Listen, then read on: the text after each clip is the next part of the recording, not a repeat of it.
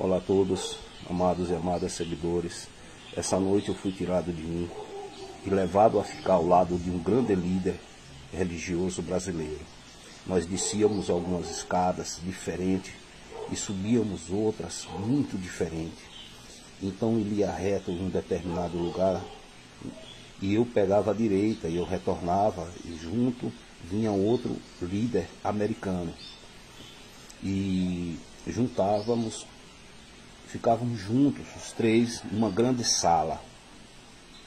Veja bem, e havia uma grande janela, uma grande porta como a janela, que impedia de ver o que está do outro lado. Depois eu retorno nessa revelação. Porém, acordei-me e depois fui levado a uma igrejinha simples, católica, como no campo. Era no campo. E eu entrava nessa igreja sem camisa, por estar na casa do Senhor, para cultuar a palavra. Eu pegava uma coberta que estava à minha direita e me cobria dos pés à cabeça. E o sacerdote no altar esperando uma cerimônia de abertura, um teatro. E então entravam algumas jovens com uma dança que não era dança comum, mas dança imoral, que chegava a mostrar as partes íntimas, cobertas, mas chegava a mostrar. E então eu cobria meu rosto com a coberta para não ver aquela cena.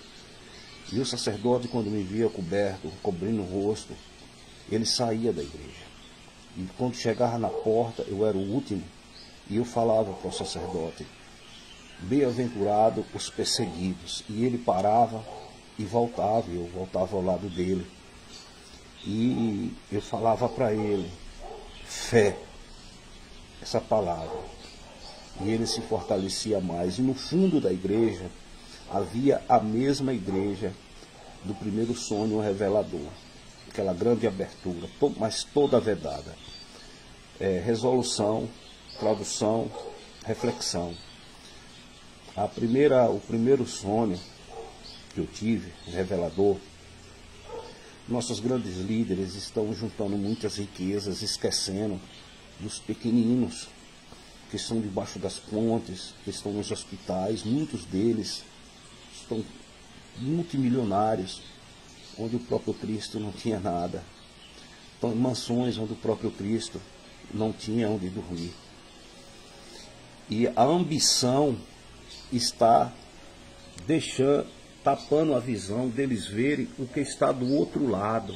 E o que estava do outro lado daquela grande janela, porta, era o sol. Um sol muito brilhante. Então está empatando de ver o Cristo lá, a ambição. Na segunda, uma igrejinha simples, às vezes a perseguição que muitos líderes religiosos, seja católicos, evangélicos ou espíritas da caridade, sofrem e quer abandonar tudo. E a falta de fé, de perseverança na fé, está deixando de ver o sol que estava do outro lado também. Temos que ser perseverantes, irmãos.